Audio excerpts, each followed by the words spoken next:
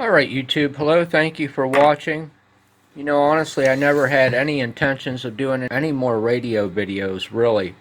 But, kind of got an extraordinary circumstance here. Check out this monstrosity here. When I saw this, you know, man, I wanted to turn it down. I really did. But, I couldn't do it.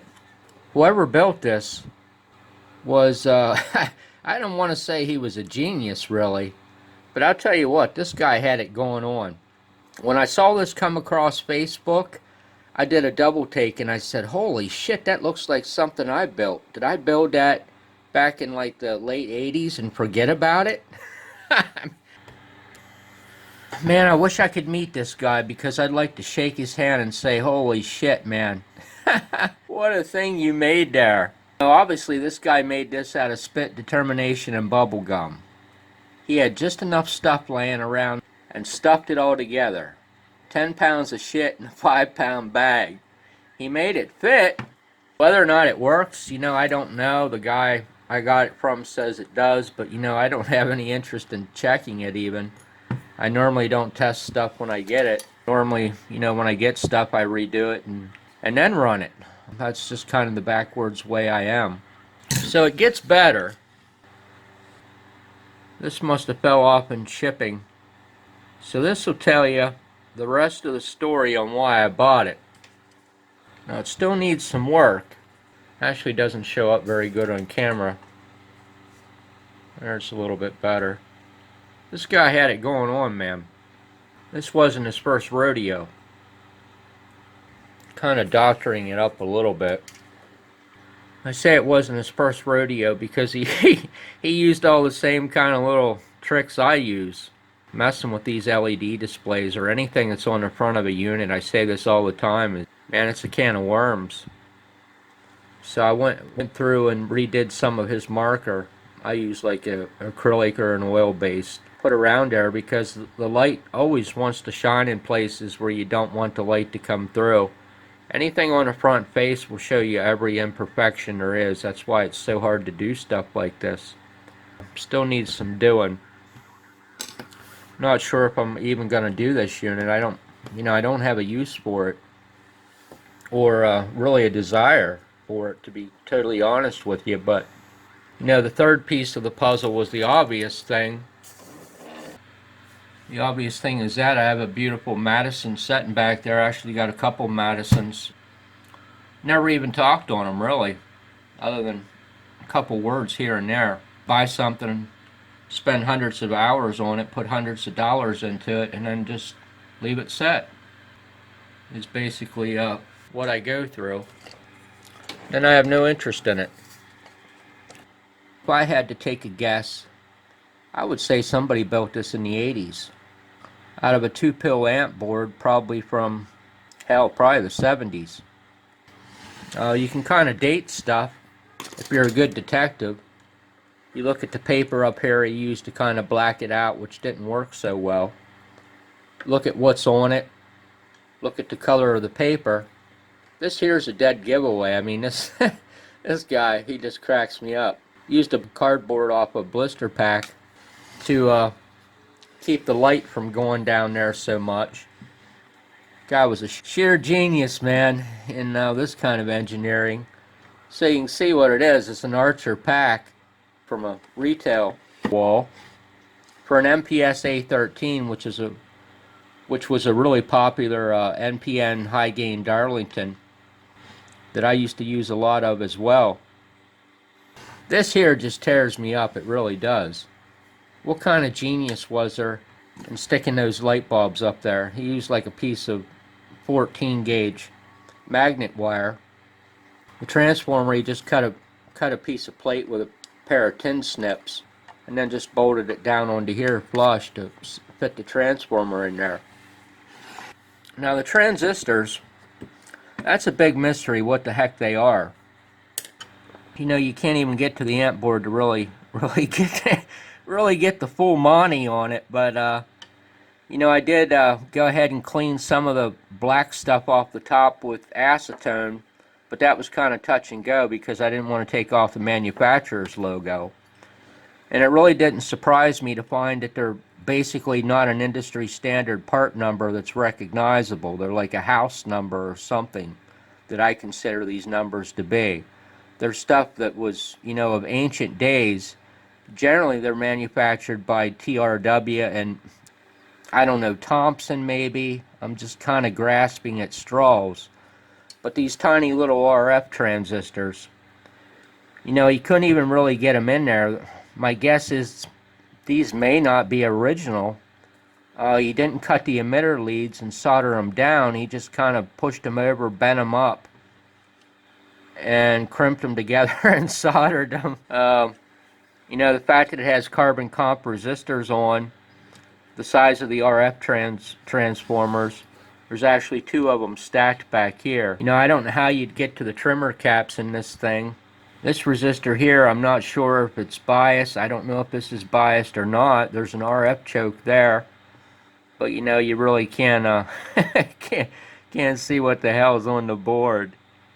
This relay, I'm kind of guessing, turns on the light on the front face. This obviously he pulled out of something. Now this was the part here that just made me roll. Sometimes I'm not the sharpest damn tool in the shed. So I'm just looking at this basically for the first time a couple minutes ago. I'm looking at it from a different angle, and I see this squiggle on there, and of course the first thing I'm thinking is an AC symbol drawn on the board. Well, hell, that ain't no sine wave drawn there. That's a damn fuse. I just had to come back to this. I was almost ready to put this video on, and I was thinking about this, and I said, this just doesn't make no damn sense. 3 fuses. So, this is funny. So he drew this as a fuse here. Actually, what this is, if he would have drawn this as a resistor on there, immediately my head would have clicked and I would have said, okay, yeah. What this actually is the current limiting resistor for the voltage regulator. The LM723s have a really cool basic function built into them with an NPN transistor where it senses the voltage drop across this resistor here, turns on the NPN, and then in turn does what's called fold-back current limiting. It drops your output voltage back to try to maintain current in case there's an overload condition. So as you try to draw more and more current off of it, the voltage on the output will just keep dropping and dropping. Well, normally to calculate this resistor here, what you do is you take the amount of current that you want this circuit to be sensing at. Let's just say for instance we wanted 1 amp out of this power supply. Well, if we wanted 1 amp out of it, this resistor here would need to be set at R equals E over I, or 0.65 volts divided by the current we want, which is 1 amp. So 0.65 divided by 1 is 0.65 ohms. So if we had 650 milliohms setting across here, as soon as this current on the emitter coming out went to 1 amp, this thing would start to roll off that NPN inside the 723. Pretty beautiful, simple concept. However, this reinforces my theory that whoever built this wasn't the sharpest damn tool in the shed, because when I measured the value of this piece of wire, which I knew wasn't going to work, it measures 18 milliohms. So with that wire being 18 milliohms, take 0.65, which is the turn on for the current limit, or I is equal to E over R. 0.65 divided by 18 milliohms equals 36.1 amps. So at 36 amps, this LM723 would go into current limit. But kind of the funny part by default is my statement was correct, because this is going to make a better fuse than it will be an ideal current limiting for this power supply, because I'm kind of thinking by the time this thing zooms to 36 amps, this damn piece of wire is just going to open up. So, it's actually going to make a far better fuse, or a far far more appropriate fuse than it will a current limiting resistor per se that's functional to this unit, if that just made any damn sense.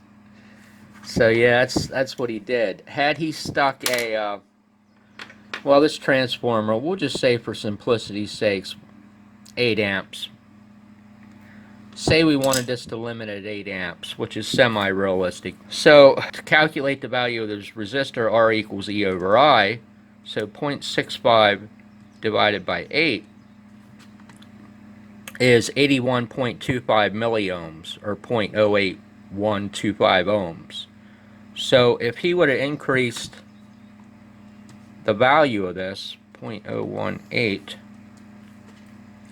if he would have increased the value of this piece of wire by 4.5 times, he would actually been on target. So basically, if he would have stuck a foot of this shit and coiled it up in here, he would have had a far better chance of getting this 723 to go into current limit in a way that was meaningful to what this unit needs. So yeah, holy cow. Yeah, that's a cool function of the 723s. It really is. Such a simple thing. The cool thing about this, aside from its curb appeal in the front, is it has room to be condensed. And you might look at that and say, holy shit. How do you condense that? Well, there's some old technology and some old ways of doing things in here that I think might allow that to happen. Now this on the back is going to have to stay. If anything, this heatsink's going to be underrated, which is kind of going to be a factor of how much voltage is setting on this filter cap up here as to how much power this is going to be dissipating. Generally it's 5 amps per transistor, and like a TO3 here is pretty acceptable design, as long as you don't have a high voltage setting on your collectors. But this can't be changed. That's going to have to stay. Now the guy said the output power on this was 70 watts. Seems like it could be a little bit low, but you know, it's really kind of splitting hairs on what it might be. But you just need to keep that in mind when you're looking at what the dissipation on this heatsink's going to be. Now this here can actually take a trip, and that's going to free up the ability to see what the hell's on the bottom, because this is an old school way of doing things, which is great, but it's kind of out of date. What he did was, there's no doubt in my mind, he has one driving 2 here to boost the current of the LM723 to drive 2 bases on these pass transistors. Certainly this transistor here, the device dissipation on it is going to be super low. I don't know why the guy put a heat sink there. It kind of makes me wonder of how much book schooling he had. He was a genius, but I don't think he knew an awful lot about Ohm's law. And that's kind of a big ditto over here, because what he did is he took up a shitload of space to get this big huge heat sink in on the rectifier. That doesn't need to be there. That can free up some space and access to the bottom. I'm kind of guessing he used an old school rectifier flat pack, because there's only one stud coming out the bottom. So that rectifier is oversized, and whatever ends up needing to go on here, if I decide to do this, can certainly go someplace other than right there. It can actually probably heat sink to the bottom of the box. By the same token, the filter cap is way oversized as far as physical size goes. You can get twice the capacitance in half that size. So that can free up some space here. Now the transformer's where it gets a little bit shaky in my head here. But if you got the filter cap out of there, I don't know if you could set that transformer on the front or not. Obviously you're not going to do it with this lighting entourage in there. If you cut these flanges off here, hell, I don't know if there's enough room Man, I don't know. Looks a little slightly to the shady side. But you know, where there's a will, there's a way. And a transformer just doesn't belong mounted like that. That was the only choice the poor guy had. Now, what could be done is get this heat sink out of here. And, you know, this is a whole can of worms. But that heat sink goes back to, it looks like about right there. This heat sink could be cut off with a bandsaw and slid back. That would definitely get the transformer in the front. The filter cap and the rectifier can all set in this space down here, which is space that's wasted. You know, when you get shit like this and you want to shoehorn stuff in, you gotta know how to do space saving. And although I'm not an expert on really anything, I do consider myself to be pretty damn intelligent when it comes to saving space. It's probably the only time you're going to hear me say something like that. This relay here, no doubt, probably flipped this light on the front off and on, probably tied into the core circuit. Now, the fact that it had blue Permatex silicone in it kind of tells me some things too. I got most of it cut out, man. Don't ever put silicone in electronics. Just don't do it. Silicone's a real bitch to get off, and it doesn't look pretty. This, no doubt, he took out of something. And that kind of allows me to kind of carbon date when this was made. The fact that it uses a UA 723, I think that's probably a Fairchild, maybe. 723s are a great old voltage regulator, 14-pin dip from days of past. They're still very useful today. So these have a 7-volt internal voltage reference that they basically compare your voltage output against. They're pretty versatile, and they're very, very basic inside. I mean, I would judge this transformer to do 100 watts. Probably going to be redlined at it, but I would definitely say 80 for sure. Just got to find another place to put it. This is the worst possible thing in the world that somebody can encounter in building something, is the dreaded front face. I mean, if you can master keeping light from coming through in places that you don't want it to come through, I mean, that's the ticket. And this guy here, like I said, I don't think it was his first rodeo. So anyway, I just wanted to do a video on this in case I do go through and rebuild this. I mean, it's kind of doubtful at this point. It's got all the basic pieces here. It wouldn't take a crazy amount of money in comparison to how much money I put into other stuff. But might just go into a closet. But yeah, anyway, just thought I'd share this today. Hopefully you'll walk away and say, man, I agree with that guy. Whoever built that, man, he had it going on. He had some charisma. So hey, thanks for watching my video today. Take care and have a great day.